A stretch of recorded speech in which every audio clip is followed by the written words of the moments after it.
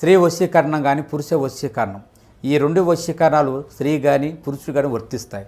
మనం చెప్పిన మాట వినకపోయినా మన దగ్గరికి వచ్చే విధంగా, మనం మాటకి గౌరవించే విధంగా, మనం రమ్మంటే రావాలి, పొమ్మంటే పోవాలి, కూర్చుంటే కూర్చోవాలి, లెమ్మంటే లేవాలి, మనం చెప్పిన మాట గౌరవించి మనం పెళ్లి చేసుకోవాలనే విధంగా కూడా స్త్రీ వశీకరణ కానీ పురుష వశీకరణం కానీ ఉంటుందమ్మా.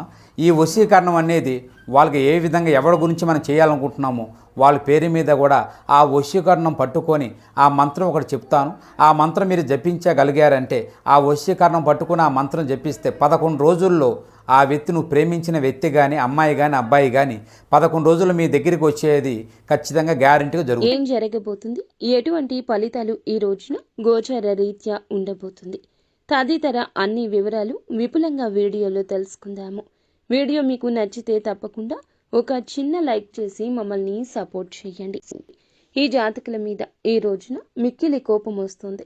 ఈ రోజున కుటుంబ సభ్యులకు కానీ స్నేహితులకు కానీ అంతటి కోపం వస్తుంది. ఎందుకంటే వద్దు అనుకున్న వారిని తిరిగి జీవితంలోకి తీసుకురావడం. వీరి యొక్క తత్వం తెలుసుకుంటే ఈ మాటకు అర్థం తెలుస్తుంది. ఈ రాశి జాతకులు ఒక్కోసారి ఒక్కో విధంగా నడుచుకుంటారు, ఒక్కోసారి ఒక్కో విధంగా ఆలోచిస్తూ ఉంటారు. కానీ ఎదుటి వారికి వీరి వల్ల కష్టం కలగదు, కానీ వారి వల్ల వీరికి కలుగుతుంది. ఒక్కోసారి పిచ్చి వారిలా కనిపిస్తారు వీరు, ఇంకొకసారి అధిక తెలివితేటలు ఉన్నవారిలా కనిపిస్తారు. మోసపోయే సమయంలో వీరిని పిచ్చివారు అని చెప్పక తప్పదు. ఒక నిర్ణయం తీసుకునే ముందు ఎంత ఆలోచిస్తారో, తీసుకున్న తర్వాత అంత ఆలోచించరు. 2 విధాలుగా ఉంటారు. వీరిని చూస్తే కుటుంబ సభ్యులకు అర్థం కాదు. ఈ రోజున ఒక స్త్రీ విషయంలో మీ యొక్క నిర్ణయం తప్పవుతుంది. అవును, వింటుంది నిజమే. ఆ యొక్క స్త్రీ మీ జీవితంలోకి మంచి వారే అయ్యుండొచ్చు, కానీ అవసరానికి వచ్చిన వారిని గుర్తుంచుకోండి. ఈ రోజున వారి స్వార్థం ఎంతైనా చేయిస్తుంది. ధన స్వార్థం కావచ్చు, మనిషి సాయం కావచ్చు, మిమ్మల్ని మీ జీవితాన్ని ప్రభావితం చేస్తుంది. అప్రమత్తంగా లేకపోవడమే ఇందులకు మూల కారణం. ఇందులకు కాను జీవితంలో కుటుంబ సభ్యులతో ఎప్పుడూ జరగని ఒక గొడవ జరగచ్చు.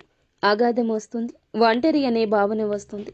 చివరాఖరికి మీ జీవితం శూన్యం అయినట్లు అనిపించవచ్చు. ఒక స్త్రీ ఈ రోజున మీ వెనకాల ఈ విధంగా చేస్తుంది.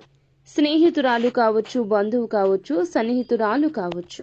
మిమ్మల్ని వద్దు అని వెళ్ళిపోయింది ఆ స్త్రీ. మీరే వద్దని దూరం కూడా పెట్టేసిన స్త్రీ కావచ్చు. వారి కష్టాన్ని చూసి, వారి ఇబ్బంది చూసి తట్టుకోలేక తిరిగి వచ్చినా ఏమనడం లేదు. ప్రస్తుతం మీ జీవితంలో ఉన్నారు అంటే ఎప్పటి నుంచో ఉన్నారు, కానీ వారి యొక్క ప్రవర్తన ఈ రోజున చాలా వరకు మోసం చేసే విధంగా మారిపోతుంది. వారు ఒక సీక్రెట్ని మెయింటైన్ చేస్తున్నారు. చాలా వరకు మీ గుండె దడ పుట్టించే విషయం అది. మీ దగ్గరకు వచ్చిన వారు మిమ్మల్ని ఆర్థికంగా మోసం చేయాలనుకుంటున్నారు.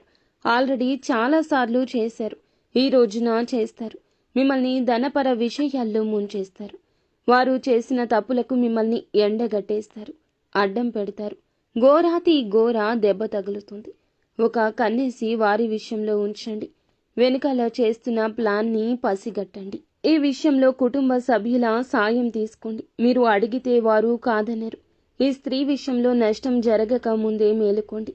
ప్రతికూలత అనుకూలంగా మార్చుకోవడానికి నిత్యం శివారాధనతో పాటుగా విష్ణు సహస్రనామ పారాయణం చేసుకోండి. అంతా మంచి జరుగుతుంది.